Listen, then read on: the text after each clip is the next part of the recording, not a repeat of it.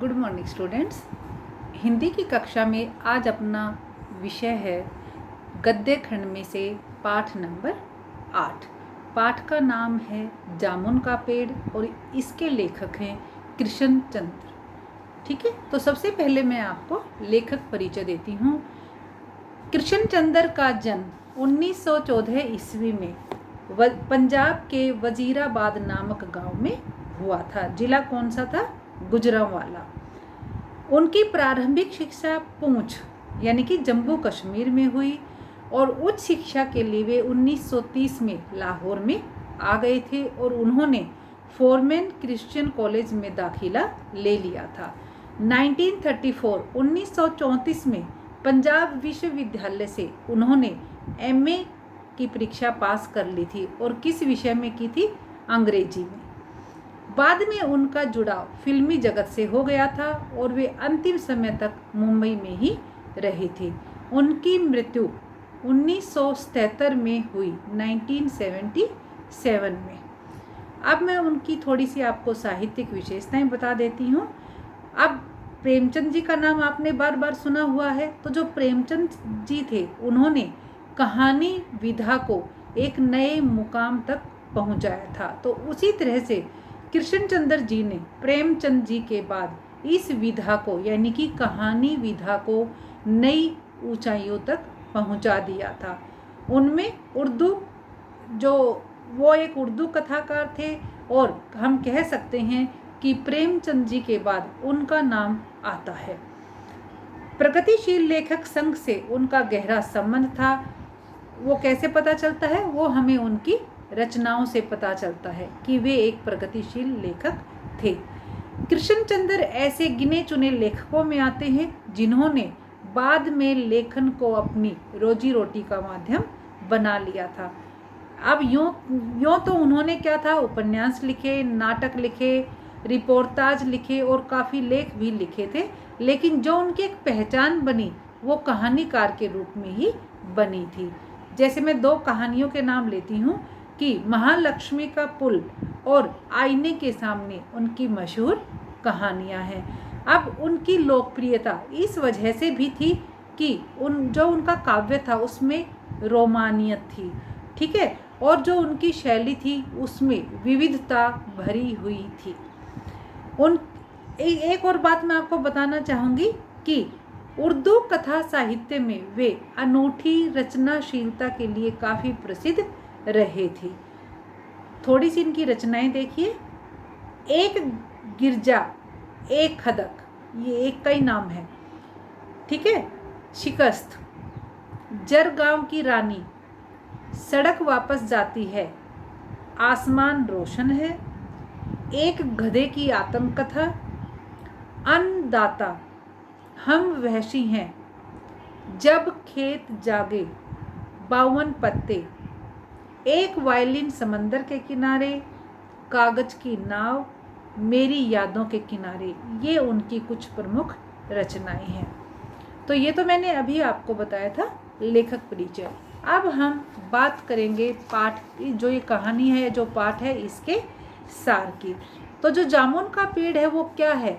कृष्ण चंद्र जी का एक प्रसिद्ध हास्य व्यंग कथा है, ठीक है। तो हास्य व्यंग में क्या होता है? चीज़ों को अनुपात से ज़्यादा बढ़ा चढ़ाकर दिखाया जाता है। तो जो जामुन का पेड़ है, तो इससे आपको आइडिया तो हो ही गया होगा कि कोई जामुन के पेड़ के इर्द गिर्द ही कोई कहानी बनी हुई है। तो इसमें क्या होता है कि सेक्रेटेरिएट, सचिवालय में एक दिन आंधी चलती है, तो जो सचिवालय होता है, सेक्रेटेरिएट होता है, उसमें एक जामुन का पेड़ था। तो वह आंधी की वजह से, धूल धक्कड़ की वजह से वह गिर जाता है। अब सुबह जब माली आता है तो देखता है कि उस पेड़ के नीचे एक आदमी दबा हुआ था। तो अब माली क्या करता है? दौड़ा हुआ चपरासी के पास जाता है, चपरासी क्लर्क के पास जाता है, क्लर्क सुपरिटेंडेंट के पास जाता है और देखते ही देखते कुछ ही देर में वहाँ पर काफ़ी भीड़ इकट्ठी हो जाती है।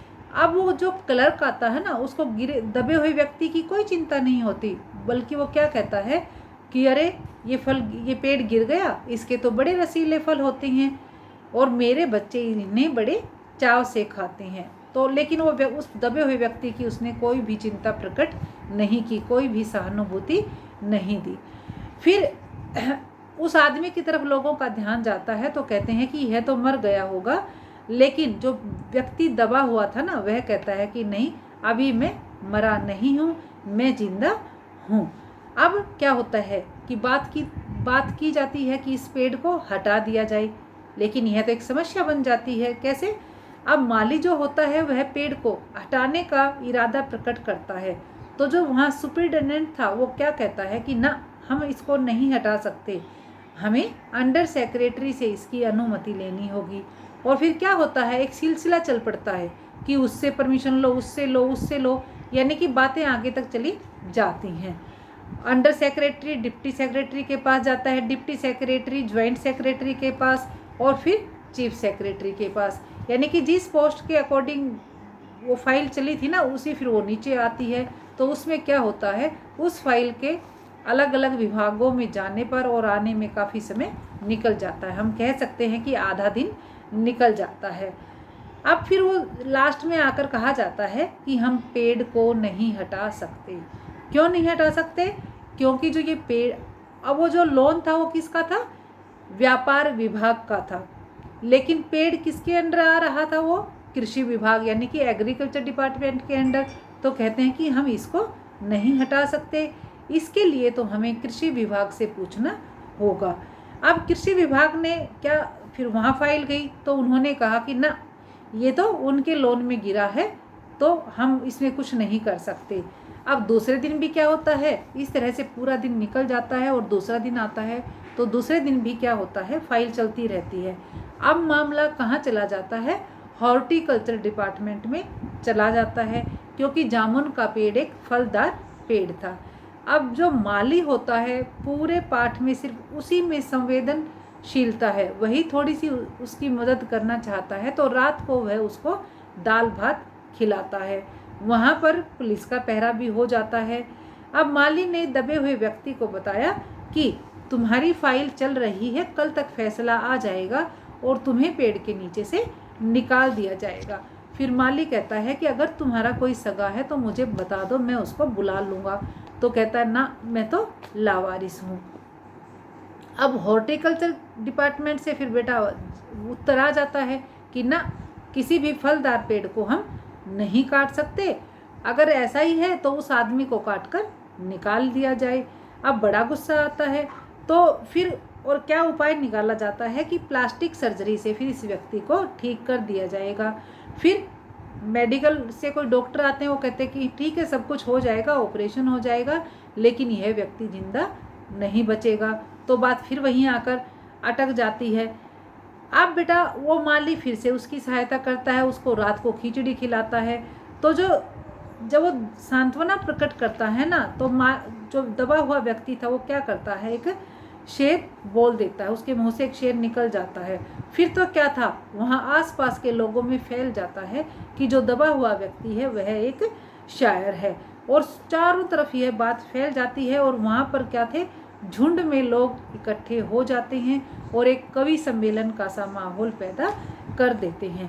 अब क्या होता है, जितने भी डिपार्टमेंट थे वो सब हाथ झाड़ लेते हैं, और फिर ये मामला कहाँ चला जाता है, कल्चरल डिपार्टमेंट के अंडर चला जाता है। अब उसकी फाइल कहाँ जाती है, साहित्य अकादमी के सेक्रेटरी के पास जाती है। तो उस जो सेक्रेटरी था वो क्या करता है, वह दबे हुए व्यक्ति का इंटरव्यू लेने आ जाता है। फिर दबा हुआ व्यक्ति कहता है कि, यानी कि उससे उसका उपनाम पूछा जाता है, तो वह कहता है मेरा उपनाम ओस है। तो फिर पता चलता है कि इनका तो एक गद्य संग्रह है, ओस के फूल। कहता है कि इतना प्रसिद्ध कवि है, ये तो काफ़ी प्रसिद्ध है। अब फिर उससे पूछा जाता है कि क्या आप अकादमी के मेंबर हो? तो वो कहता है कि ना, मैं नहीं हूँ। अब सेक्रेटरी भी फिर अपना काम करके चला जाता है और उसे कह जाता है कि मैं आपको निकलवा दूंगा। अगले दिन कवि क्या करता है, मेंबरशिप का पत्र लेकर आ जाता है, लेकिन कहता कि ना, मैं आपको पेड़ के नीचे से तो नहीं निकाल सकता हूँ। हाँ, मैं तुम्हारी एक सहायता कर सकता हूँ कि अगर तुम मर जाते हो तो जो तुम्हारी पत्नी और जो बच्चे हैं उनको मैं वजीफ़ा दिलवा दूंगा। लेकिन वो दबा हुआ व्यक्ति यानी कि वो कवि कहता, अरे अभी तो मैं जिंदा हूँ, मुझे निकाल लो। अब अगले दिन क्या होता है बेटा, वो फाइल कहाँ चली जाती है, फॉरेस्ट डिपार्टमेंट के अंडर चली जाती है। तो पेड़ बात काटने की बात कही जाती है। अब फिर क्या होता है कि ये कहा जाता है कि नहीं, इसको हम नहीं काट सकते। क्यों नहीं काट सकते? क्योंकि इस पेड़ को 10 साल पहले पिटोनिया राज्य के प्रधानमंत्री ने लगाया था। अगर हम इसको काट देते हैं तो उस देश के साथ तो हमारे संबंध बिगड़ जाएंगे। अब फिर ये हुआ कि दो देशों की मित्रता के बीच में हम एक आदमी का बलिदान तो दे ही सकते हैं। और फिर ये डिसाइड किया जाता है कि अगले दिन जब प्रधानमंत्री जी आएंगे तो उनके सामने फाइल रखी जाएगी और जो वो फैसला करेंगे वो सबको मानना होगा। अब शाम को 5 बजे प्रधानमंत्री जी ने पेड़ को काटने की अनुमति दी। लेकिन बेटा, जो फाइल 3-4 दिन से चली हुई थी उस व्यक्ति के लिए, कहाँ कहाँ चली थी वो? व्यापार डिपार्टमेंट से चली, एग्रीकल्चर डिपार्टमेंट में गई, फिर कहाँ कहाँ वो चलती रहती है तो काफ़ी समय निकल जाता है। ये तब तो क्या हो जाता है, उस व्यक्ति की ही फाइल पूरी हो जाती है, अर्थात वह व्यक्ति मर जाता है। और कैसे कि उसकी जो मुंह था ना बेटा, चींटियों की एक लंबी पंक्ति उसके मुंह में जा रही थी, अर्थात उसके प्राण पखेरु उड़ चुके थे। अब यहाँ पर मैं बस अंत में एक ही लाइन कहना चाहूँगी कि लाल फीताशाही के कारण एक व्यक्ति जीते जी मर गया था। नहीं तो जिस दिन पेड़ गिरा उसी दिन उस व्यक्ति को बचाया जा सकता था, क्योंकि मनुष्य की जान से बढ़कर कोई भी कार्य नहीं होता है। तो ये तो था आपका पाठ का सार। आप इसका लेखक परिचय और पाठ का सार, जो ये कहानी है, इसका सार अपनी नोटबुक में लिखेंगे।